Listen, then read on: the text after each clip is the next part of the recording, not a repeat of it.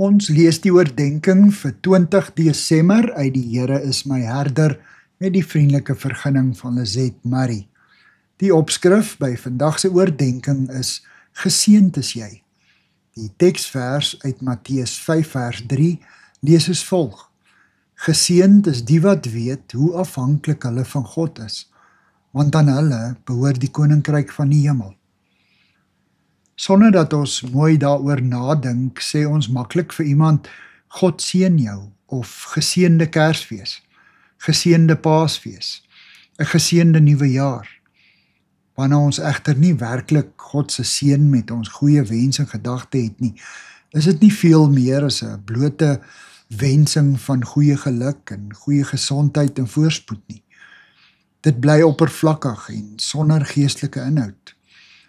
In Lukas 11 vers 28, soos in die 33-53 vertaling sê Jesus, salig is hulle wat die woord van God hoor en dit bewaar. Die geluk en seën wat met die woord salig bedoel word, word deur die Here aan mense geskenk wat in gehoorsaamheid aan hom lewe. Dit is nie goedkoop woorde nie. In Bybelse tye het die Here dikwels sy seën onttrek, wanneer die volk aan hom ontrou was. Wanneer God ons seën, rus hy ons toe, sodat ons in 'n nog nader verhouding en 'n nog groter afhanklikheid van hom kan leef. Uit ons eie is ons tot niks in staat nie. Dawid sê in sy boetepsalm, Psalm 51 vers 19, soos in die Nuwe Lewende vertaling, die offer wat u wil hê, o God, is 'n gebroke gees. 'n gebroke en berouvolle hart sal u nie verwerp nie, o God. Wanneer ons besef hoe geestelik bloedarmoedig ons is, kom Christus met seënende oop arms na ons toe en beloof: die Here sal jou seën en jou behoed. Die Here sal sy aangesig oor jou laat skyn en jou genadig wees.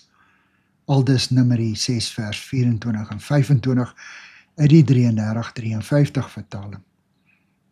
Here, maak my bewus van my eie onvermoë om goed te doen en seën my met u self.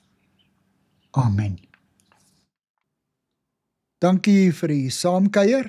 Ek deel Lizet se kontak en webblad besonderhede in die inligtingsparagraaf van hierdie voorlesing.